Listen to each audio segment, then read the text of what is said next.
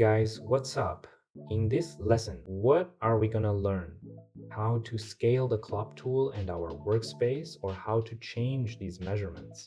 We'll cover all that today. First off, how can we change the size of our canvas? In our first lesson, we talked about the drop-down menus at the top and how we can do all our adjustments from there.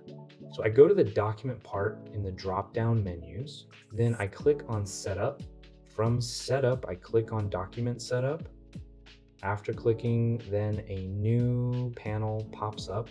The info you see here shows the current dimensions of my work.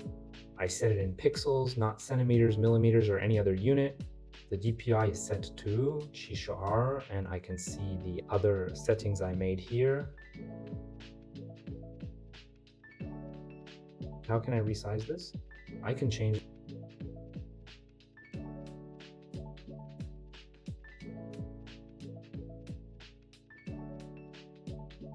When I clicked OK, it expanded my workspace. Then I pressed Control again. I'm working on Z. I restored it to its original state. I went to Document, then to Setup, and then to Document Setup. Exactly the same screen we see when creating a new file. Anyone who watched that lesson will understand this part too. In Adobe Photoshop and other Adobe programs, when you go to this section and make changes, it stretches the page and adjusts the objects inside according to the new size you set. Affinity does this differently. He did it. When we change the size here, it only stretches or crops without touching the objects inside the page. I'm assuming we got this part. Say you entered the wrong size or missed something, finished your work, and then wanted to edit it. You can make changes right here without opening a new file. Let's close this part. Now moving on to the crop tool. The shortcut is the letter C, guys. I'm repeating this so it sticks in our minds. I press the C key. When I select the tool, so you see these transform lines popped up around my workspace. I need to point out something important here. When we select the crop tool, what it actually does is resize our canvas area, meaning our working space. It's meant for cropping. Like say you want to crop this photo, you don't crop it just by selecting the crop tool. What the crop tool actually does is change the size of your workspace. You had set your workspace to 3343 versus. I came here and cropped like this. Look what happened.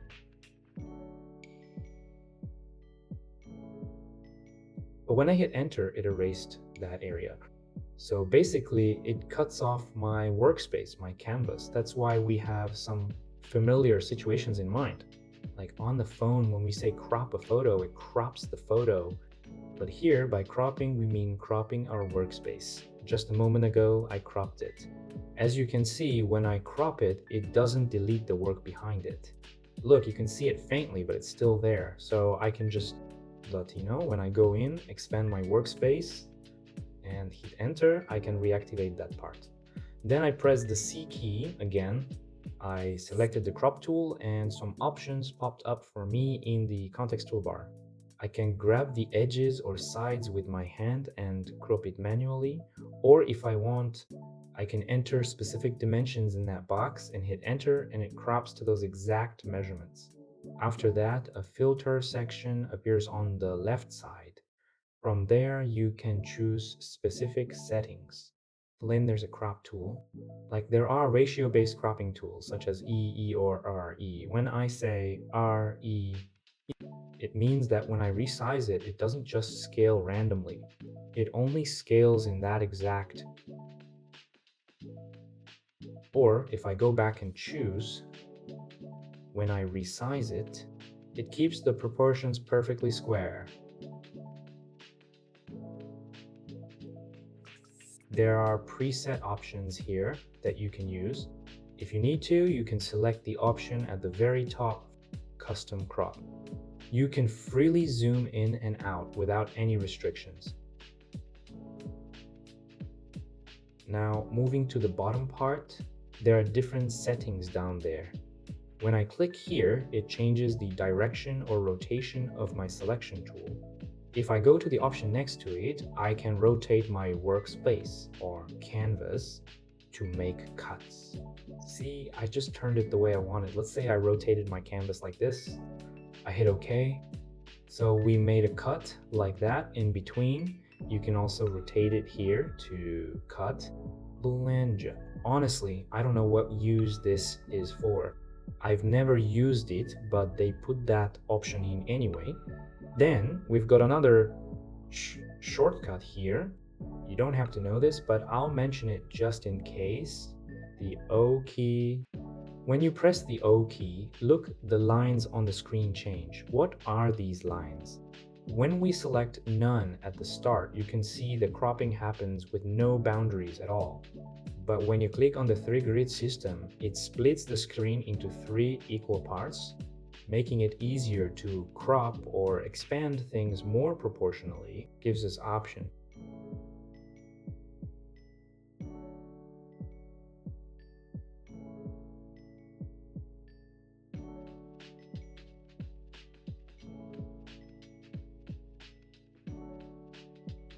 Or when we say golden spiral, it offers us a cropping area based on the golden ratio. See, when I zoom in or out, it keeps that golden ratio intact for us. You can also see it changes direction, and when I say diagonal, it gives a different kind of selection. When I pick the bottom one, unlike the triple lines, I can make my crop with variable lines. That's another option for me. Now I'm over on the far right side. There are 2 choices. When I pick the first one, it only affects my canvas area, my workspace. It shows the visible parts. When I click on the other one, if there are any images extending beyond the area, it shows those too. Let's say there was a project here. After you crop it, this helps you see that part as well. I had made a carousel post for Instagram here. Let's say I want to make this carousel not sand parts, but cease parts. I came here and dragged it like this. I divided it into 4 parts. But how do I get the measurements right? I'll share a handy shortcut with you. Just go to the measurement section where it says Sansin Arbeitssicher Ian directly. So say you can enter a measurement, and if you add an asterisk next to it, like I want to double this, when I put much it multiplies by and doubles the area. Then if I put per large sand next to it, it triples the size and expands the area. Let me show you something else about using the crop tool. I'm going to post a swipe carousel on Instagram and want to cut it into pieces to share. I already made one piece. Again, I pressed C, selected crop fill, and came here. Blendy. When I brought it here, see, I drew a ruler on this spot.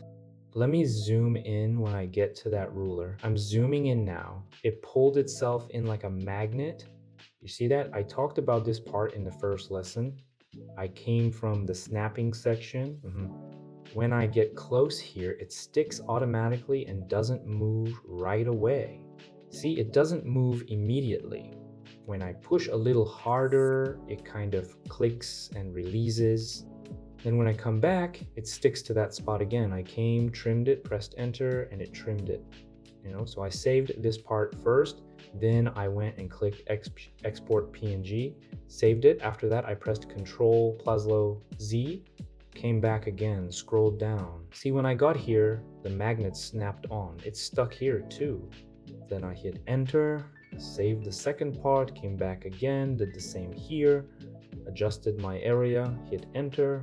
Again, after selecting this part and clicking export PNG, when I press Ctrl Z, I can cut out all 3 parts separately without messing up or scattering my project. So what does the crop tool actually do? It doesn't crop objects, it crops the whole workspace.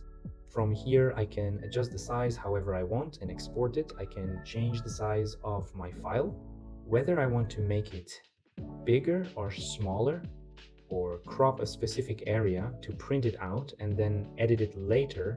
I can do that too. So that's how it works. Like I mentioned earlier, you can also go to the document section, then setup, and open document setup to adjust all the page settings from there. Tumbling, you can adjust it. So if you opened it in RGB, you convert it to CMYK. If it was CMYK, you switch it to RGB. Forgot to add corner margins, you add them. Change the size, you do that too. Or whatever you do first when setting up the page, you can go back here and tweak all the settings again, then save all the changes.